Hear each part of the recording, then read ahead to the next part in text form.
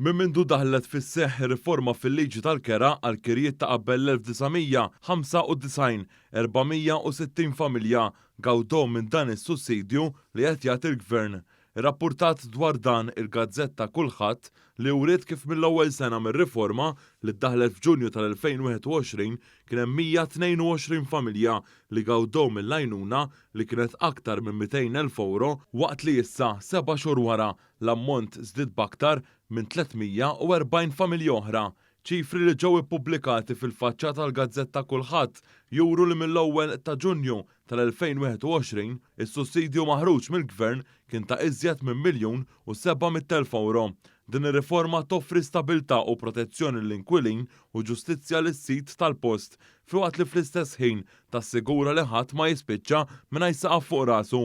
Dan hekk kif qed tindirizza l-bżonnijiet tal-pensjonanti mill-quta li se jieħdu massimu ta' 10,000 euro.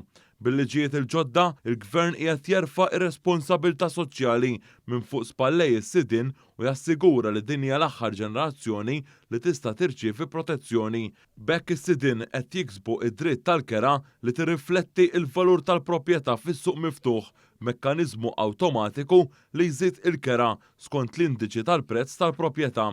Din ir-riforma intlaqet b'sodisfazzjon minn diversi korpi kostitwiti li ddiskrivowha bħala pass il quddiem biex tiġi indirizzata inġustizzja li kienet ilha teżisti 20 ta' snin. Il-Ministru għall-Akkomodazzjoni Soċjali Rodrigue Galdès qal li din ir-riforma mistennija tfisser senħan il-moħħ għal madwar 10,000 persuna.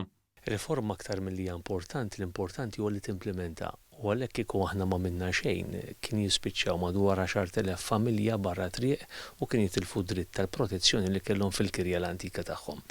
Aħna llum il-ġurnata qed tinħabbru r-riżultati. Diġà madwar 500 familja, eżattament 482 familja, illum qed igawdu mill-benefiċċju tal-kera li qed jissussidjhom il-Gvern u konna ċari fir-riforma li l-ebda pensjonant, l-ebda persuna li tgħix bil-benefiċċju soċjali mhux ħadd iżdiedlu l-kera. Il-Ministru qal li din ir-riforma tifforma parti minn viżjoni holistika għall-akkomodazzjoni soċjali li fiha qed jiġu indirizzati diversi sfidi.